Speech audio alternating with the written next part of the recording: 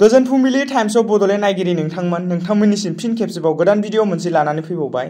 आसा खालामो नोंथांमोना बे भिडिअखौ जोबजासिम नायलांगोन होनना। दिनैनि बयनिख्रुइ गिबिसिन खौराङाव दङ। सिफाजार एभिक्सन दावरावजों सोमोन्दो थानाय सानै सुबुंखौ खादों। नोंथांमोना दरं जिल्लानि सिफाजाराव जानाय एभिक्सननि जाथायखौ मिथिखाबाय जानांगौ। बे जाथायाव सोमोन्दो थानाय सानै सुबुंखौ पुलिसआ खाबाय होनना मिथिनो मोननाय जादों, जायनि थाखाय सानै सुबुंनि जिउ खहा जानो गोनां जादोंमोन। हमजानाय सुबुंफोरा आहमद सान महमुदमोन, जाय 47 बोसोर बैसोनि। बिथाङा सनबिल गामि पन्चायतनि प्रेसिडेन्टमोन आरो गुबुन सासेया आजमत आली आहमेदमोन। बिथाङा बजना फटार गामि पन्चायतनि वार्ड प्रेसिडेन्टमोन होनना सिनायथि मोननाय जादों।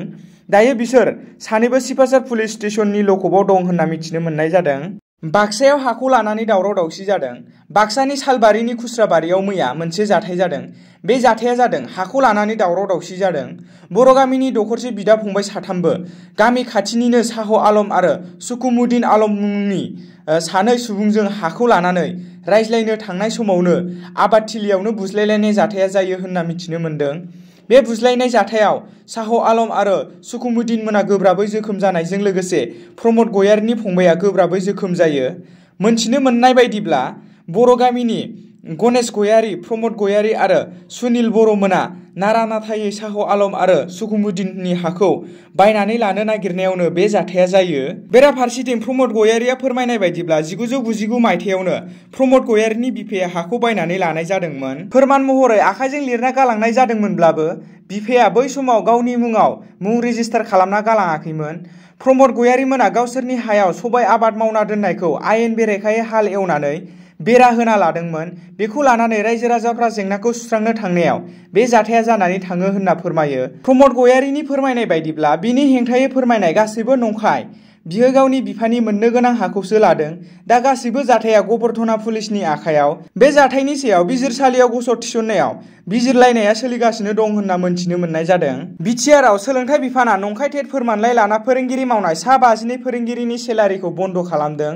बिटिआरआव गोजौ फरायसालिनि टेट उथ्रिसारनाय बिजाथिफोरनो थांनाय बावैसो सान सिगां बिटिसिनि सोलोंथाइ बिफाना फोरोंगिरि मासियाव थिसनलाइ होनायनि उनावनो नंखाय टेटनि फोरमान बिलाइ लाना साख्रि मावनाय सा 52 फोरोंगिरिफोरखौ सेलारि होनायखौ सोलोंथाइ बिफाना बन्द खालामदों।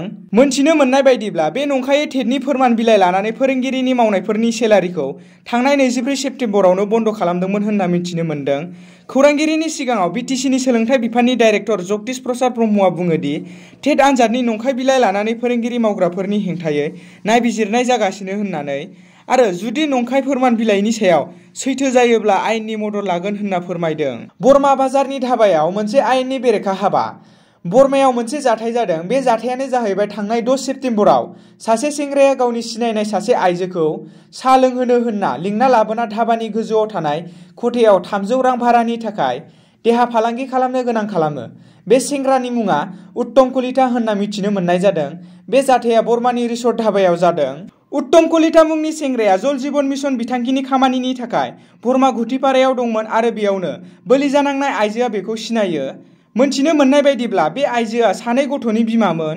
उनाव बे आइजोआ बे जाथायनि सोमोन्दै खोन्थानायाव गोबाव सम नागिर बे सेंग्राखौ मैया मुसलपुराव हमनो हानाय जायो आरो उनाव सेंग्राखौ बुला बुसि खालामनायनि उनाव सेंग्रानि नखरनि फोरमायनायाव पुलिसआ सेंग्राखौ हमनानै लाना थाङो। उनाव आइजोआ नलबारि थानायाव सेंग्राखौ जिनाहारि खालामनायनि गसर थिसनो होनना मिथिनो मोननाय जादों। आसाम सोरखारा गोदानै 4 बिथांखि फोसावदों। आसामनि बिजेपि सोरखारा मैया 4 गोदानै बिथांखि फोसावदों। बे बाथ्राखौ मैया समबाराव आसामनि गिबि मन्त्रि डक्टर हिमन्त बिश्व शर्माया रायजो राजाफोरनि सिगाङाव फोसावो।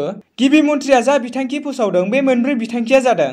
सेथियाव दङ सोरखारि साख्रिनि थाखाय मुं रेजिस्टार खालामनायखौ अनलाइननि गेजेरजों अनलाइन खालामनो हानाय अनलाइन पर्टेल इमप्लयमेन्ट एक्सचेन्ज बेखेवना होदों। नैथियाव दङ माजुलिनिफ्राय जरहाटसिम नाव सिबिथायनि थाखाय राइट पइन्टिं ट्राइएंगेल इ-टिकेटनि खान्थि। थामथियाव दङ गुबुन गंसे जिल्लानिफ्राय गुबुन गंसे जिल्लासिम बास गारि सालायगिरि हेन्डिमेनफोरनो कभिड रिलिफ स्किम।